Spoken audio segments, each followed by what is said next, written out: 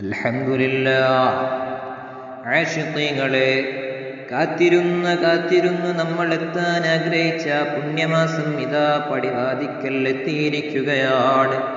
ലോകം മുഴുവനും ലോക നേതാവായ പൂമുത്ത് സ്വല്ലല്ലാഹു അലൈഹി വസല്ലമ തങ്ങളെ വരവേൽപ്പിന് വേണ്ടി ആനന്ദത്തിൻ്റെ നിമിർപ്പിലാണ്.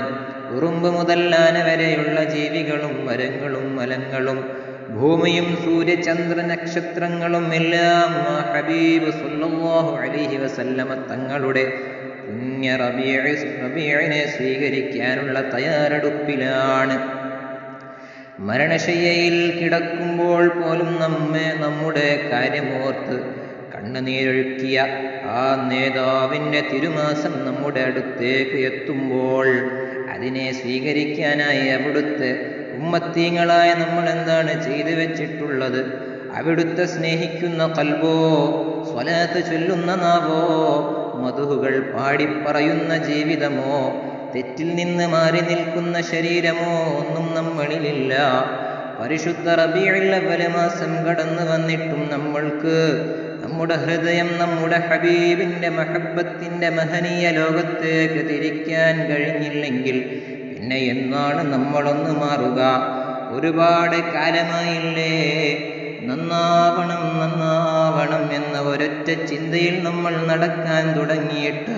നന്നാവാനും തൗബ ചെയ്ത് റബ്ബിലേക്ക്, അവൻ്റെ ഹബീബ് സ്വല്ലല്ലാഹു അലൈഹി വസല്ലമ തങ്ങളിലേക്കും മടങ്ങാൻ ഇതിലേറെ മറ്റൊരു അവസരം ഇനി വരാനുണ്ടോ? നമുക്കൊന്ന് നന്നാവണ്ടേ കൂട്ടുകാരാ? ഇനിയും എത്ര കാലമാണ് നമ്മളിങ്ങനെ സിനിമ കണ്ടും ഹറാമായ കാര്യങ്ങൾ ആസ്വദിച്ചും മ്യൂസിക് കേട്ടും സിനിമ താരങ്ങളെയും ഫുട്ബോൾ താരങ്ങളെയും പിന്തുടർന്നും ജീവിക്കുക? നമുക്ക് പിന്തുടരാനും സ്നേഹിക്കാനും അറിയാനും അനുകരിക്കാനും അല്ലാഹു ഏറ്റവും കൂടുതൽ സൗന്ദര്യമുള്ള, ഏറ്റവും നല്ല സ്വഭാവത്തിൻ്റെ ഉടമയായ മുത്തുനബി സ്വല്ലല്ലാഹു അലൈഹി വസല്ലമ തങ്ങളെ നമ്മൾക്ക് തന്നില്ലേ? എന്തൊരു സൗന്ദര്യമാണ്, എന്തൊരു ശോഭയാണ്! അവിടുത്തെ മുഖത്തിന് എന്തൊരു കാന്തിയാണ്! മോനെ, റസൂലുള്ളാഹി സ്വല്ലല്ലാഹു അലൈഹി വസല്ലമ തങ്ങളെ കണ്ടവൻ പിന്നെ ലോകത്ത് വേറെ ഒരു സൗന്ദര്യത്തിൻ്റെയും ആവശ്യമില്ല, ഒരു സിനിമയും വേണ്ട.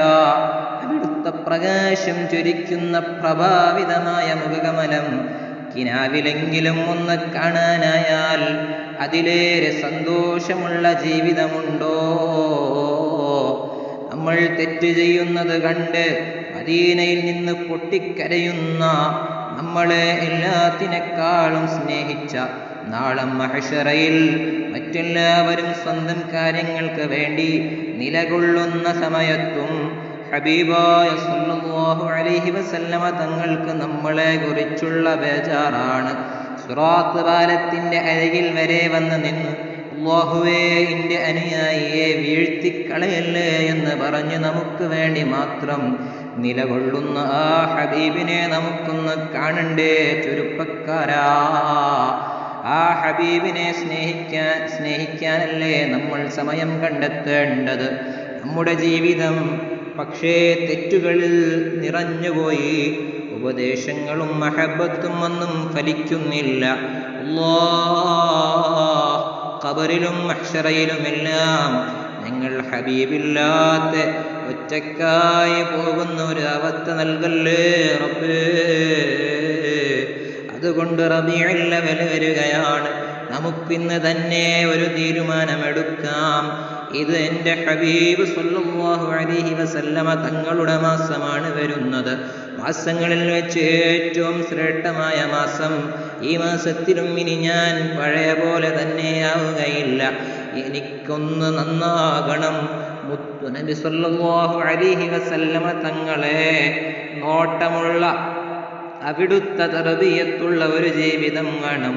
ഒരുപാട് സ്വലാത്ത് ചൊല്ലുന്ന ജീവിതം വേണം. മദ്ഹ് പറയാനും കേൾക്കാനും പ്രചരിപ്പിക്കാനും വേണ്ടി സമയം ചിലവഴിക്കണം. നമ്മൾ ആരെ സ്നേഹിച്ചോ അവരോടൊപ്പമായിരിക്കും അന്ത്യനാളിൽ നാം ഉണ്ടാകുക. അതുകൊണ്ട് ഈ സിനിമാ നടന്മാരെയൊക്കെ വേസ്റ്റ് കൊട്ടിയിലേക്ക് വലിച്ചെറിഞ്ഞിട്ട് നമ്മുടെ ഹൃദയാന്തരങ്ങളിൽ മദീനയിലെ രാജകുമാരനോടുള്ള പ്രണയം ശാശ്വതമാകട്ടെ. അവിടുത്തെ കുറിച്ചാകട്ടെ ഇനി നമ്മുടെ ചിന്തകൾ, അവിടുത്തേക്ക് വേണ്ടിയാകട്ടെ ഇനി നമ്മുടെ സംസാരങ്ങളും പ്രവർത്തനങ്ങളും. അങ്ങനെ ആ ഹബീബിനെ നന്നായി സ്നേഹിക്കാനും അറിയാനും കേൾക്കാനും ഒക്കെയുള്ള ഒരു അവസരമായി റബീഉൽ അവ്വലിനെ നാം കാണണം. നമ്മുടെ വീടുകളെല്ലാം റബീഇനോട് മുന്നോടിയായി നന്നായി അലങ്കരിക്കണം, വൃത്തിയാക്കണം. നമ്മോട് ബന്ധപ്പെട്ട എല്ലാവരോടും പൊരുത്തം വാങ്ങണം. എല്ലാ ദിവസവും വീട്ടിൽ മൗലിദ് ചൊല്ലണം, വലിയ മൗലിദ് സദസ്സുകൾ സംഘടിപ്പിക്കണം, സ്വതഖ കൊടുക്കുന്നത് വർദ്ധിപ്പിക്കണം, കുടുംബ ബന്ധം ദൃഢമാക്കണം, സ്വലാത്തുകളുടെ എണ്ണം കൂട്ടണം, സുന്നത്ത് നിസ്കാരങ്ങളും തിങ്കൾ വ്യാഴം ദിവസങ്ങളിലെ സുന്നത്ത് നോമ്പുകളും ജീവിതത്തിൽ കൊണ്ടുവരണം. ഹബീബിനെ കുറിച്ച് പറയുന്ന ഒരു പുസ്തകമെങ്കിലും നമുക്ക് വായിക്കണം. അങ്ങനെ റബീഉൽ അവ്വലിനെ സ്വീകരിക്കാൻ എല്ലാ നിലയിലും നാം ഒരുങ്ങി തയ്യാറാകണം.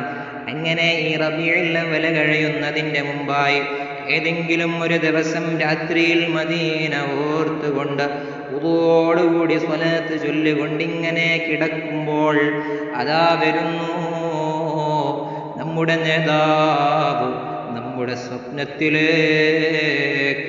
അല്ലാഹ്, എന്തൊരാനന്ദമാണ്, എന്തൊരു സന്തോഷമാണ്! ലോകത്തുള്ള എല്ലാ വസ്തുക്കളെക്കാളും സൗന്ദര്യമുള്ള അല്ലാഹുവിൻ്റെ ഏറ്റവും പ്രഥമ സൃഷ്ടിയായ, അതിലെല്ലാം ഉപരി നമ്മളെല്ലാം മദ്ഹും സ്വലാത്തും ബുർദയുമൊക്കെ ചൊല്ലി നമ്മുടെ മനസ്സിൽ കൊണ്ട് നടക്കുന്ന ആ ഹബീബ് സല്ലല്ലാഹു അലൈഹി വസല്ലമ തങ്ങളെ നമ്മൾ കാണുക എന്ന ഒരവസ്ഥ ഒന്ന് ആലോചിച്ചു നോക്കൂ കൂട്ടുകാരാ. യാ അല്ലാഹ്, ആലോചിക്കാൻ പോലും വയ്യ. വീടിൻ്റെ അകത്തലങ്ങളിൽ വിരിപ്പിൽ പുതച്ചു മൂടി കിടക്കുമ്പോൾ നമ്മുടെ റൂം മുഴുവനും പ്രകാശിപ്പിച്ചുകൊണ്ട് ആ ഹബീബ് സല്ലല്ലാഹു അലൈഹി വസല്ലമ തങ്ങള് പാപികളായ നമ്മളെ സ്വപ്നത്തിലേക്ക് വരുമ്പോൾ ആ തങ്ങളെ കാണാൻ പറ്റിയ കണ്ണും അവിടുത്തെ സംസാരിക്കുന്നത് കേൾക്കാൻ പറ്റിയ ശുദ്ധിയുള്ള കാതും അവിടുത്തെ സ്നേഹിച്ച ഖൽബും സ്വലാത്ത് ചൊല്ലിയ നാവുകളും ഒന്നും നമുക്കില്ലെങ്കിൽ ഇത്രയും കാലം നമ്മളിവിടെ ജീവിച്ചത് ഏതെങ്കിലും അർത്ഥമുണ്ടോ? തെറ്റുകൾ മാത്രം ചെയ്തു നമുക്ക് അവൻ്റെ മഹത്തായ കാരുണ്യം കൊണ്ട് നൽകിയ അവയവങ്ങളെല്ലാം കേടുവരുത്താൻ വേണ്ടിയല്ലല്ലോ അവൻ നമ്മെ ഭൂമിയിലേക്ക് അയച്ചത്.